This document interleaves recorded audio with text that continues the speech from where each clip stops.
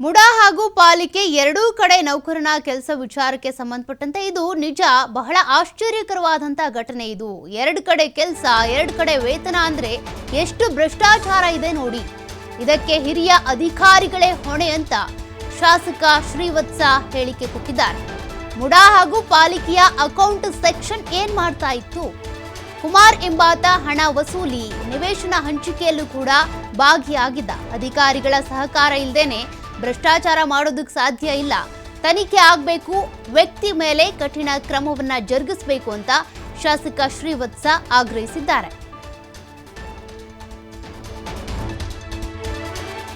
ಆಶ್ಚರ್ಯ ಮತ್ತು ಆಘಾತಕಾರಿ ಇದು ವಿಷಯ.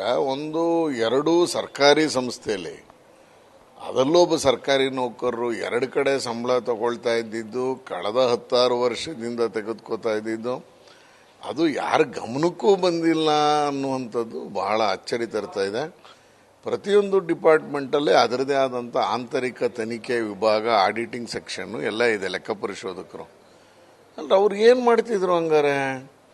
ಯಾಕೆ ಇದು ಮ್ಯಾಚ್ ಆಗ್ತಿರ್ಲಿಲ್ವ ಅವ್ರಿಗೆ? ಅವ್ರ ಕಣ್ಣಿಗೆ ಬಿಡದೇ ಇರೋಷ್ಟು ಮಟ್ಟಿಗೆ ನಡೆದಿದೆ ಅನ್ನುವಂಥದ್ದು ನನಗೆ ಆಶ್ಚರ್ಯ ತರ್ತಾ ಇದೆ.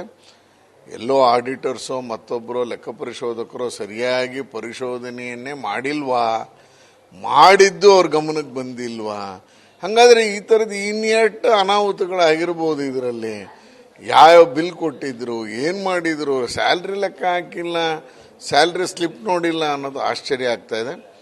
ಭಾಳ ದುರಂತ ಇದು ಆಗಬಾರ್ದಾಗಿತ್ತು. ಇದನ್ನ ಕಂಡುಹಿಡಿಯೋಕ್ಕೂ ಇಡೀ ಬರ್ತಾ ಇದೆ, ಬಂದಿದೆ ಅನ್ನೋದೇ ನನಗೆ ಆಶ್ಚರ್ಯ. ಇಡೀ ಬಂದ ಮೇಲೆ ಕುಮಾರ್ ಯಾರು ಅಂತ ಗೊತ್ತಾಗಿದ್ದು, ಏನು ಅನ್ನೋದು ಗೊತ್ತಾಗ್ತಾ ಇದೆ ಅಂದರೆ ನಿಜಕ್ಕೂ ಇದು ಆಶ್ಚರ್ಯದಲ್ಲೇ. ಬಹಳ ದಿವಸದಿಂದ ಇದನ್ನು ಹೇಳ್ತಾ ಇದ್ರು. ನಮಗೆ ಕುಮಾರ್ ಅಂತ ಒಬ್ರು ಇದಾರಂತೆ, ಏನು ಕೆಲಸ ಹೇಳಿದ್ರು ಮಾಡ್ತಾರಂತೆ, ಎಲ್ಲ ಇದೇ ಥರದ್ದು, ಈ ಥರ ಕಮಿಷನರು ಇವ್ರನ್ನ ಇಟ್ಕೊಂಡು ಓಡಾಡ್ತಿದಾರಂತೆ ಅಂತ ಹೇಳೋರು. ಇದೆಲ್ಲ ಅಕ್ರಮಗಳಿಗೆ ಇವನೇ ಮೂಲ ಕಾರಣ ಅನ್ನುವಂಥದ್ದು ಈಗಲೇ ಗೊತ್ತಾಗಿದ್ದು. ಅಂದರೆ ಒಂದೊಂದು ವ್ಯವಸ್ಥೆ ಯಾವ ಥರ ಅವ್ರಿಗೆ ಬೇಕಾದಂಥ ಒಬ್ಬ ವ್ಯಕ್ತಿನ ಇಟ್ಕೊಂಡು ವ್ಯವಸ್ಥೆನ ಹಾಳು ಮಾಡ್ತಾರೆ ಅನ್ನೋದಕ್ಕೆ ಇದೊಂದು ನಿದರ್ಶನ. ಮೂಡಾದ ಬ್ರಹ್ಮಾಂಡ ಭ್ರಷ್ಟಾಚಾರ ಏನು ಇವತ್ತು ಬಂದಿದೆ, ಹೊರಗಡೆ ಬರುವಂಥ ಪ್ರಯತ್ನ ಏನು ನಡೀತಾ ಇದೆ. ಎಲ್ಲರೂ ಹೇಳ್ತಿದ್ದಾರೆ, ಇಲ್ಲ ಸರ್ ಇವನ ಹತ್ರನೇ ಎಷ್ಟೊಂದು ದುಡ್ಡಿದೆ, ಇವನೇ ಎಲ್ಲನೂ ಮಾಡ್ತಿದ್ದ, ಇವನೇ ಟೀ ಶಾಪಲ್ಲಿ ಬಂದು ದುಡ್ಡು ಇಸ್ಕೋತಿದ್ದ, ಇವನೇ ಅರಸೂರು ರೋಡಲ್ಲಿ ಯಾವುದೋ ಸ್ವೀಟ್ ಅಂಗಡಿ ಹತ್ರ ಬಂದು ತೊಗೊಂಡು ಹೋಗ್ತಿದ್ದ ಅನ್ನುವಂಥ ಕಥೆಗಳು ಈಗ ಹೊರಗಡೆ ಹೇಳ್ತಿದ್ದಾರೆ. ಒಂದ್ಸಲ ಸಿಗಾಕೊಂಡಿದ್ದಾನೆ. ಒಬ್ಬ ಆಫೀಸರ್ಗೆ ಒಬ್ಬಂದು ಸ್ಯಾಲ್ರಿ ಡ್ರಾ ಮಾಡ್ತಿರೋದು ಗೊತ್ತಾಗಿಲ್ಲ, ಅಕೌಂಟ್ಸ್ ಡಿಪಾರ್ಟ್ಮೆಂಟ್ ಗೊತ್ತಾಗಲ್ಲ, ತನಿಖೆ ನಡೆದ್ರೆ ಆಡಿಟರ್ಸ್ಗೆ ಗೊತ್ತಾಗಲ್ಲ. ಏನು ಹೇಳಕ್ಕೆ ಇದಕ್ಕೆ? ಯಾರ್ಯಾರು ಇದಕ್ಕೆ 20 ವರ್ಷದಿಂದ ಅಂತ ಇದ್ದಾರೆ. 20 ವರ್ಷದಿಂದ ಇವನು ಯಾವಾಗ ಕೆಲ್ಸಕ್ಕೆ ಸೇರಿದ್ದ, ಏನಾಗಿದ್ದ, ಸಮಗ್ರ ತನಿಖೆ ಆಗಬೇಕು. ಇದು ಒಂದು ಡಿಪಾರ್ಟ್ಮೆಂಟಲ್ಲೇ ಮಾಡಿದಾನ, ಬೇರೆದಲ್ಲೂ ಯಾವುದೆಲ್ಲಾರು ಈ ಥರದಲ್ಲಿ ಇನ್ವಾಲ್ವ್ ಆಗಿದಾನ ಅಂತ ನೋಡಬೇಕು. ಸಮಗ್ರ ತನಿಖೆ ಆದಾಗ ಮಾತ್ರ ಇದು. ಭಯ ಇಲ್ಲ ಸರ್ ಆಫೀಸರ್ಸ್ಗೆ. ಮೊದಲನೇದೇನು ಅಂದರೆ ಸರ್ಕಾರದ ಮೇಲೆ ಭಯ ಇಲ್ಲ. ನಾವು ಏನು ಮಾಡಿದ್ರು ಬಚಾಯಿಸ್ಕೋತೀವಿ ಅನ್ನುವಂಥದ್ದಿದೆ.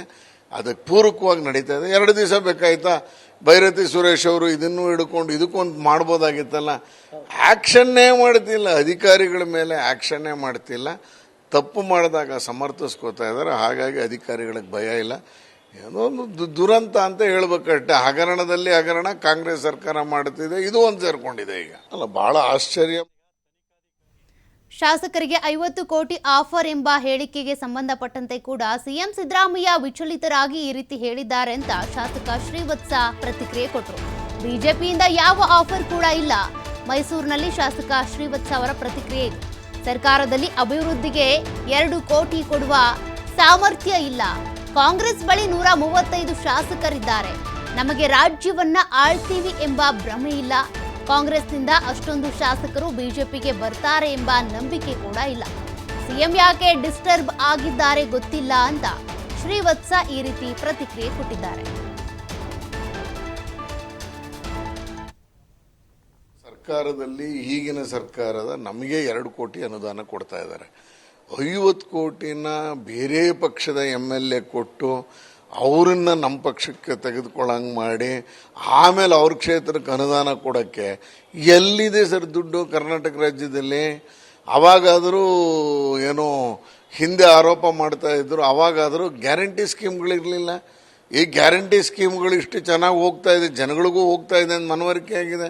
ನಿಲ್ಸಕ್ಕಾಗಲ್ಲ ಈ ಥರ ಸ್ಕೀಮ್ಗಳನ್ನ. ಇದಕ್ಕೆ 50-60 ಸಾವಿರ ಕೋಟಿ ವರ್ಷಕ್ಕೆ ಬೇಕು. ಎಲ್ಲಿಂದ ಕೊಡೋದು? 50 ಕೋಟಿ ಇಂಟು 50 ಜನ ಅಂದರೆ 2.5 ಸಾವಿರ ಕೋಟಿ ಆಗೋಯ್ತು. ಆಮೇಲೆ ಚುನಾವಣೆ ಮಾಡಬೇಕು. ನನಗನ್ಸುತ್ತೆ ಎಲ್ಲಿ ಲೆಕ್ಕನೇ ಮಿಸ್ ಆಗೋಗಿದೆ. ಯಾಕೆ ಮುಖ್ಯಮಂತ್ರಿಗಳು ಈ ಥರದ ಹೇಳಿಕೆ ಕೊಟ್ಟಿದ್ದಾರೆ ಅಂತ ಅರ್ಥನೇ ಆಗ್ತಿಲ್ಲ. ಆ ಥರದ ಯಾವ ಪ್ರಯತ್ನವೂ ಹೇಳ್ಬೋದಾಗಿತ್ತಲ್ಲ, ಇಂಥ MLA ಅಂತ, ಅಥವಾ ಇಂಥವ್ರು ಆಫರ್ ಮಾಡಿದ್ದಾರೆ ಅಂತ ಹೇಳ್ಬೋದಾಗಿತ್ತಲ್ಲ. ಆಯ್ತು, ನಿಮ್ಮ ಹತ್ರ ಸರ್ಕಾರ ಇದೆಲ್ಲ, ಕೇಸ್ ಹಾಕಿ ಅವನ್ನ ಹಿಡಿದು ಒಳಗಾಕಿ. ಆಫರ್ ಮಾಡಿರೋರು ಯಾರು ಅಂತ ನಮ್ಮ ಪಾರ್ಟಿಲಿ ಮಾಡಿದರೆ ಅವ್ರನ್ನ ಹಾಕೊಂಡು ರುಬ್ಬಿ. ಈಗ ಯಾರು ಬೇಡ ಅಂತಾರೆ? ಸುಮ್ಮನೆ ಗಾಳಿಲಿ ಗುಂಡು ಹೊಡೆದ್ಬಿಟ್ಟು BJPಯವರು 50 ಕೋಟಿ ಕೊಡ್ತಾರೆ ಅಂತ BJPಯವರು ಯಾರೋ ಮಾಡಿದಾನಲ್ಲ, ಹೇಳಿದಾನೆ ಅಂತಿದ್ಮೇಲೆ ಅವನು ಕೇಸ್ ಯಾಕೆ ಮಾಡಿಲ್ಲ ಇವತ್ತಿನವರೆಗೂ? ಯಾಕೆ FIR ಮಾಡಲ್ಲ? ಅದಕ್ಕೂ 1.5 ವರ್ಷ ಕಾಯ್ತೀರಾ? ಈ BJP ಸರ್ಕಾರ ಹಳೇದೆಲ್ಲ ಮಾಡಿದ್ದಕ್ಕೆ 1.5 ವರ್ಷಕ್ಕಾದ್ರಲ್ಲ, ಇದಕ್ಕೂ 1.5 ವರ್ಷ ಬೇಕಾ ನಿಮಗೆ? ಈಗಲೇ ಹಾಕತ್ತಾನೆ. ಸರ್ಕಾರ ಉರುಳಿಸುವ ವ್ಯಕ್ತಿ ಮೇಲೆ ಕೇಸ್ ಹಾಕಲ್ಲ ಅಂದರೆ ಏನು ಅರ್ಥ? ಹಂಗಾದ್ರೆ ನನಗನ್ಸುತ್ತೆ ಎಲ್ಲೋ ವಿಚಲಿತರಾಗಿ ಹೇಳಿಕೆಗಳನ್ನ ಕೊಟ್ಟಿದ್ದಾರೆ. ನಮ್ಮ ಪಾರ್ಟಿಲಂತೂ ಅದೂ 135 ಶಾಸಕರನ್ನ ಹೊಂದಿರುವಂಥ ಕಾಂಗ್ರೆಸ್ ಶಾಸಕರನ್ನ ಡಿಸ್ಟರ್ಬ್ ಮಾಡೋಕ್ಕೆ ಸಾಧ್ಯನೇ ಇಲ್ಲ. ಆ ಥರ ಹುಚ್ಚಾಸನೂ ಯಾರೂ ಮಾಡಲ್ಲ, ಮತ್ತು ಮಾಡುವ ಅವಶ್ಯಕತೆಯೂ ಇಲ್ಲ. ಏಟು ಹಗರಣ ಮಾಡಿ ಅವರೇ ಹಳ್ಳ ತೊಡ್ಕೋತಾ ಇರಬೇಕಾದ್ರೆ ಏನು 3 ವರ್ಷ ಕಾಯೋದೇನು ಕಷ್ಟ ಏನು BJPಗೆ? ನನಗನ್ಸುತ್ತೆ ಆ ಥರ ಯಾವ ಪ್ರಯತ್ನನೂ ನಡೀತಾನೆ. ಏನೋ ಡಿಸ್ಟರ್ಬ್ ಅಂತ ಅನ್ಕೋತೀನಿ. ಅದು ಮೂಡಾದ ED ಹಗರಣವನ್ನದಿಂದ ಬೇರೆ ಇನ್ನೊಂದು ಕಡೆಗೆ ತಿರುವು ತೆಗೆದುಕೊಳ್ಳುವಂಥ ಪ್ರಯತ್ನ ಏನಾದ್ರು ಮಾಡ್ತಾ ಇರ್ಬೋದೇನೋ ಮುಖ್ಯಮಂತ್ರಿಗಳು. ಅವ್ರ ಬಾಯಲ್ಲಿ ಈ ಥರ ಬಂದಿರೋದು, ನನ್ನ DK ಶಿವಕುಮಾರ್ ಹೌದು ಅಂತ ಹೇಳಿರೋದು ನೋಡಿದ್ರೆ ನನಗೆಲ್ಲ ಕಾಂಗ್ರೆಸ್ ಅವರು ಡಿವಿಯೇಷನ್ಗೋಸ್ಕರ ಈ ಥರ ಮಾಡ್ತೀವಿ. ಸರ್ಕಾರದಲ್ಲಿ ಈಗಿನ ಸರ್ಕಾರದ ನಮಗೆ 2 ಕೋಟಿ ಅನುದಾನ ಕೊಡ್ತಾ ಇದೆ.